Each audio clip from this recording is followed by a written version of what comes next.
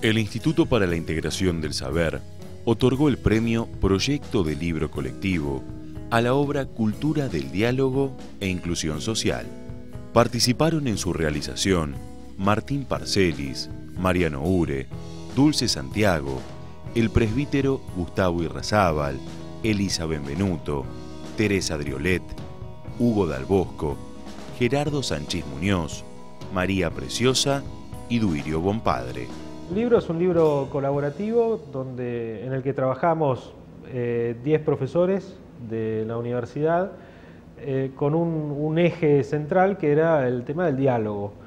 Y sobre ese eje, bueno, aparecieron visiones desde prácticamente el 80% de las disciplinas que se trabajan en la universidad.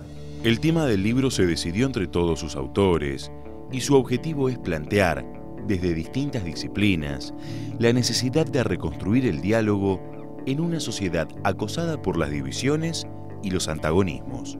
¿Cómo es esto del diálogo, por ejemplo, en lo que es economía? ¿Cuáles son los actores que deben entrar en diálogo? Por ejemplo, desde la teología, ¿qué significa diálogo? ¿Qué significa diálogo desde la doctrina cristiana? Desde las ciencias políticas, la importancia de un diálogo para una consolidación democrática.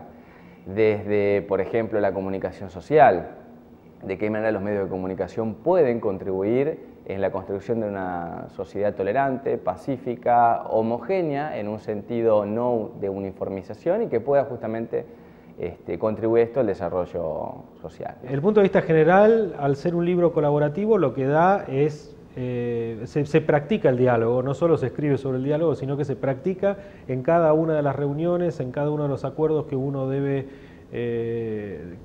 llevar adelante o que debe discutir para ponernos un cuerpo de conocimiento común sobre el cual podemos trabajar desde todas las disciplinas. En el prólogo se señala que la incapacidad para el diálogo parece ser la clave de la inestabilidad, de la crisis de la representatividad y de la inseguridad jurídica. Nosotros trabajamos con profesores de teología, de educación, de ingeniería, de ciencias políticas y de economía y también de filosofía, y estuvimos abordando el tema del diálogo, que era algo central. Esta histórica dificultad para encontrar consensos quedó reflejada en el conflicto entre el gobierno y el campo, que aún permanece sin resolver. En el documento Hacia un Bicentenario en Justicia y Solidaridad, del 14 de noviembre del 2008, la Conferencia Episcopal Argentina expresó que la comunidad no se configura únicamente restaurando el gobierno de la ley, sino generando amistad cívica. Este compromiso es responsabilidad de todos los sectores y esta es precisamente la clave del libro premiado. Uno de sus capítulos es Alternativas para el Diálogo de 3 aproximaciones tecnológicas. Contempla un periodo que va desde la década del 60 hasta el 2005. La perspectiva tecnológica es una perspectiva rara en un libro que habla de diálogo o que habla específicamente de diálogo social o cultura del diálogo, pero fue bienvenido, pese a mi asombro, desde todo el resto de las disciplinas, y tiene que ver básicamente con un camino que se inicia aproximadamente en los años 60-70 con los estudios de ciencia, tecnología y sociedad, para terminar hoy en lo que llamamos la web social o aquello que está trascendiendo un poco la web 2.0. La tecnología es un instrumento insoslayable para el diálogo y la inclusión, en términos del siglo XXI. Y la Argentina, en realidad, en alguna época, sobre todo a finales de los 90, estuvo de alguna manera relacionada con programas macro a nivel país, trabajando en el tema, que uno después puede discutir y puede criticar sobre cómo se implementan y demás, pero los tuvo. Y eso hoy está de alguna manera como desdibujado, bastante empobrecido. De hecho, hay poco implementado y hay poco pensado en cómo implementar la idea de la sociedad de la información en Argentina. La sociedad de la información está integrada por una multitud de procesos interactivos que deberían promover ese diálogo y un acceso igualitario. La tecnología en general no está lejos de la vida de nadie, digamos, es un eje vital hoy. Y en torno a ese eje vital es que todos tenemos nuestra experiencia de vida y muchas de nuestras relaciones.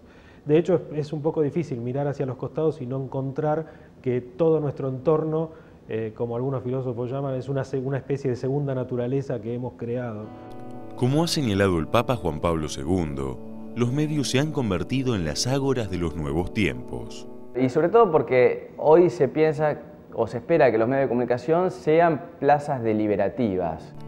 Este gigantesco eco de resonancia de la realidad tiene claras responsabilidades en cuanto al diseño de sus contenidos. La inclusión es una de ellas. ¿Qué significaría incluir desde el punto de vista de la comunicación? Ofrecer contenidos siempre de calidad, suponemos, para todos los gustos, para todos los públicos. Entonces, no solamente volcarnos hacia el entretenimiento y hacia el entretenimiento donde se espectaculariza la violencia y espectacularizándola se la exalta, ofreciéndola casi como un juego que puede ser reproducido por cualquiera. Cultura del diálogo e inclusión social es un valioso aporte a los desafíos del Bicentenario. El mejoramiento de la calidad democrática es un eje decisivo frente a un cambio de paradigma. La delegativa es la ciudadanía que al momento de la elección delega en sus gobernantes la autoridad.